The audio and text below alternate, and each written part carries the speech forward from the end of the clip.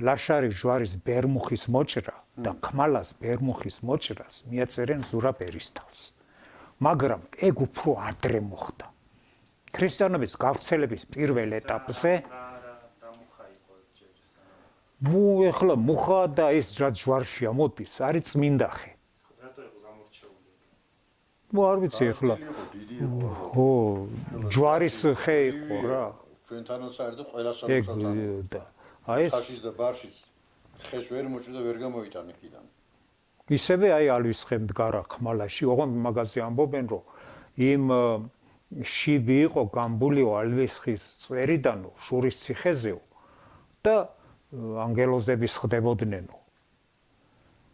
და იმ ალვის ხის ძირშიო დარანი იყო, სადაცო მირონს ხარშავდნენო და მცხეთაში მიჰქონდო. მირონ მდინარი ალვის ხე ყოფილა.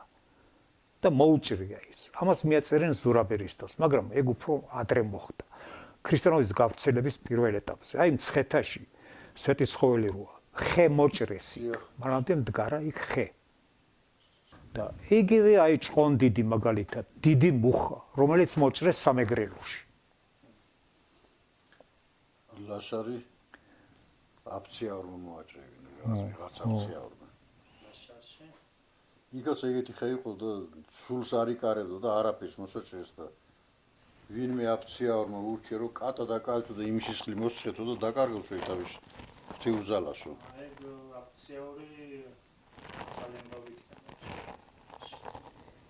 რატო? აფციაური ძველი გვარი არის. ალბათ. ძველია. სულზაღლმა აფციაურმა მომაბრუნა ძირითაო. უკვე ჩაუდევ საყელო რაღაც ლექსიც იყო რომ მე მაგათ იფშავში პერანგის საყელო უკუღმა მხარეს უნდა დაეკერებინა წაღმა არა. აქ კიდე ღულელი ყოფილა არიშაული. ეს ალვის ხე იმან მოაჭრევინა. შოთაშორის ვისილა მეზობელი მყავს აფციაური ლაშას დედა. და იმან ნიცის აი სულზაღლმა აფციაური. ხო. ის რომელი ხე იყო, ტიპერო იყო და ჩამოდიოდნენ ის შვილები. ანგელოზი აი ეს ალვის ხე. ის იყო თუ ლაშარის. ხმალაზია ეგ ნათქვა.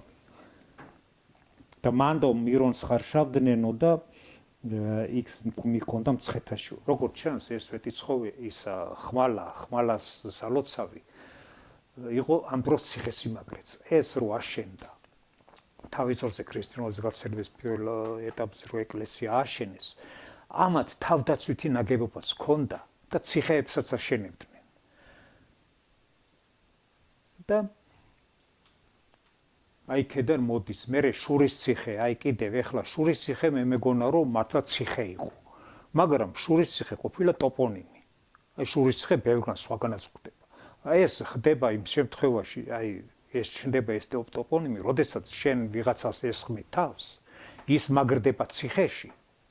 შენ ციხის ახლოს რაღაც ისე ცოტა შემაღლებულ ადგილზე თუ მაგარ ადგილზე იდებ ბანაკს. საფარს აკეთებ და ამ ციხეში შესვლის და გამოსვლის უფლებას არავის არ აძლევ. ბოლოს ამათან სოკვები გაუთავდება, ან წყალი გაუთავდება და იძულებულია დაგნებდეს. და მაშინ მოდის, როგორც ჩანს, ეს უკვე თამარის დროის ეპოქა არის, როცა აი შურის ციხეში გამაგრდნენ ისრის ასროლ მანძილზე და აკონტროლებენ და იქ უკვე მოროს იძულებული გახდნენ რა ეს რო დანებებოდნენ. თავები დააჭრეს თურმე ვინც იქ იყო ციხეში ეს უფროსობა იყო ვინც იყვნენ ხმალ დაკიდებულები მიახლნენო და თავები დააჭრეს და იმ არაფერს ჩაყარეს.